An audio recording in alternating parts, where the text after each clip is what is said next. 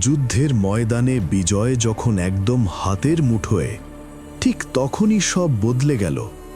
রাসূলুল্লাহ সাল্লাল্লাহু আলাইহি ওয়াসাল্লামের একটি মাত্র নির্দেশ অমান্য করাতেই উহুদ যুদ্ধ হয়ে গেল এক কঠিন পরীক্ষা। সামান্য গনিমতের মালের মোহে পাহাড়ের সেই কৌশলগত অবস্থান ছেড়ে আসা তীরন্দাজদের কারণে সুসংগঠিত মুসলিম বাহিনী এক চরম বিপর্যয়ের মুখে পড়ে।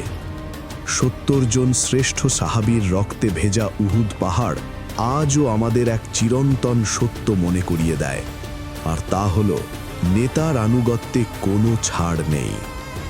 ইতিহাস সাক্ষী দিচ্ছে, বিজয়ের চাবিকাঠি কেবল তলোয়ারের ধারালো ফলায় নয়, বরং রসূলের সুন্নাহ এবং তার প্রতিটি আদেশ নিখুঁতভাবে পালনের মধ্যে নিহিত।